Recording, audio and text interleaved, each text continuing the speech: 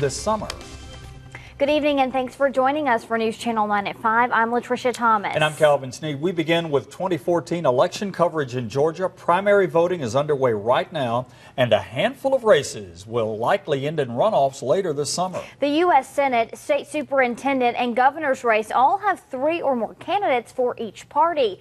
News Channel 9's Brianna Arredondo joins us now live from Ringgold with more. Brianna.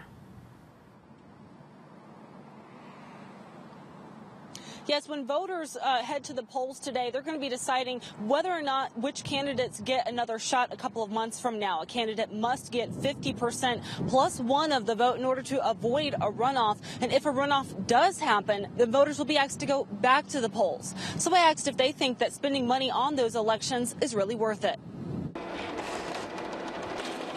Extra ballots are on hand today for Georgia elections in Whitfield County. Some of the hottest races with plenty of candidates include for U.S. Senate, 7 Republicans and 4 Democrats, and for the State Superintendent, 9 Republicans and 6 Democrats. There's no doubt voters will be back at the polls. A runoff election will be between the 2 highest vote getters.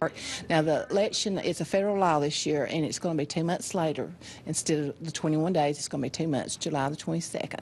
And so they'll have 2 months to get out there and campaign longer. In Catoosa County, it costs taxpayers $15,000 to $20,000 for runoff elections. It's about $12,000 in Whitfield County. We asked voters if they think having that extra election is necessary. And I think that they should be done that way, and if it costs a little bit more money, it does. As much as I hate to see the government spending money, I don't consider elections to be a waste of government money. I do feel like they're important when there are a lot of candidates on the ballot.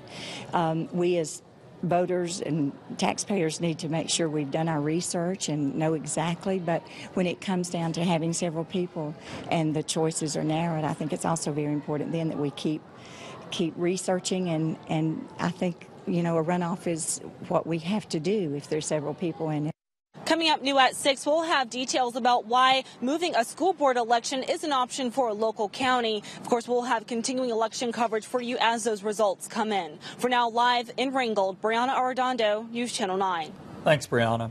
As mentioned, the U.S. Senate race is a hotly contested one, getting national attention. That's because Republicans need to gain just 6 seats to claim a Senate majority. The GOP has 7 candidates who want to replace retiring Republican Senator Saxby Chambliss.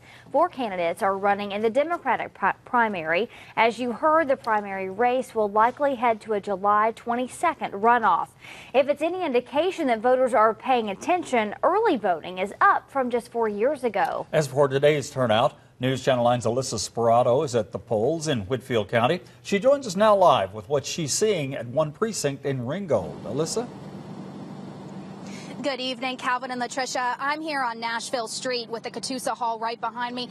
I've been here about an hour, and as I came in, it seemed the voters were still trickling in. It just started picking up about 15 or 20 minutes ago. It seems like those polls are going to close at 7.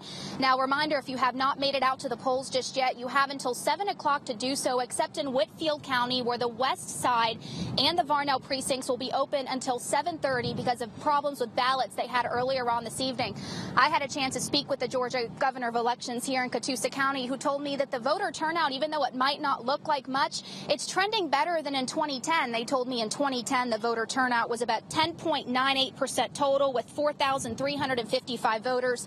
As of 4 o'clock, they said they had about 1,800, and they're expecting even more. And even though that may not be as much, they're still expecting a better turnout with this year. They says with the early voting numbers and those precincts, when they come at 7 o'clock, they will total them all together. Coming up on News Channel 9 at 5:30, I had a chance to speak to some voters and what is really most important to them on this year's ballot as far as races go. I'll have their reaction. Streaming live in Ringgold, Alyssa Sperato, News Channel 9. Thanks, Alyssa. And we are following dozens of races and polls across counties in North Georgia. We'll have complete coverage tonight. You can find election results online at newschannel9.com and on our social media pages. Then on News Channel 9 at 11, our coverage will continue with complete results and a live report.